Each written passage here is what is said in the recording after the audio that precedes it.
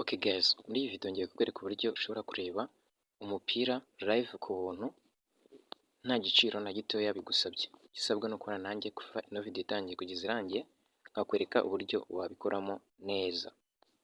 Tuguhaye ikaze, niba ari ubwa mbere ugeze kuri iyi channel, kuri subscribe, like, share na comment. Niba ari ikibazo ufite cyandika muri comment turagufasha. Hanyuma rero ikintu ugiye gukora, uraza ufungure Play Store cyangwa se App Store, urayikandaho. Nimara gufunguka uze muri searching application bita Nova Sosa Hub. Uhita ukanda kuri iryo jambo umaze kwandika.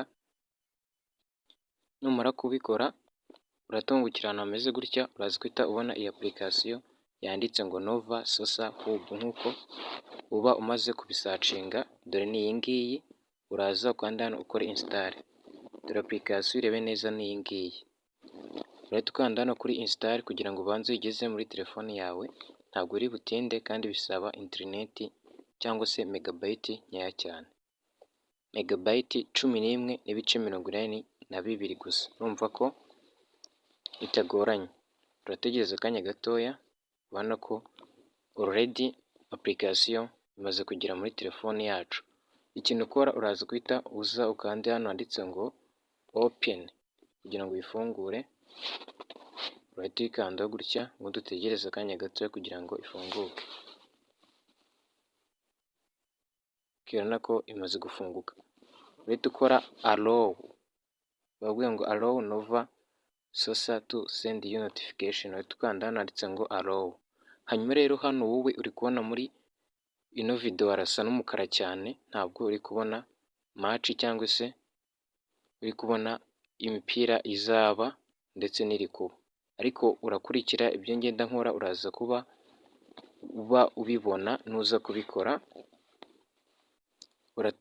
Urakurikiraho ngenda ntunga agafresh. Ni ukuvuga ngo hano twari dufite match enye ziri kuba, iyi ngiyi ya mbere, iya kabiri, iya gatatu n'iya kane.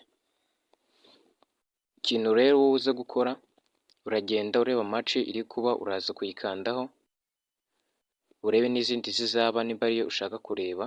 Bahita bakwereka iminota ishigaye kugira ngo match itangire cyangwa se iminota match imaze yatangiye.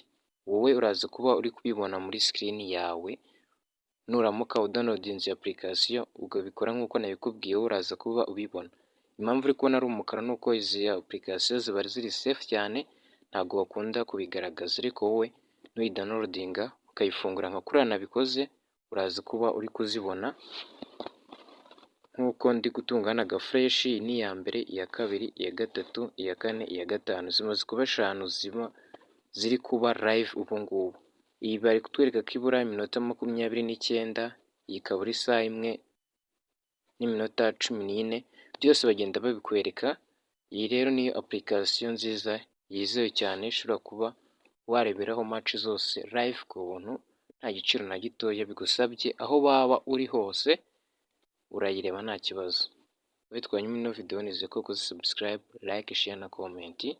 Tukazahurira mu yindi video y'ubutaha.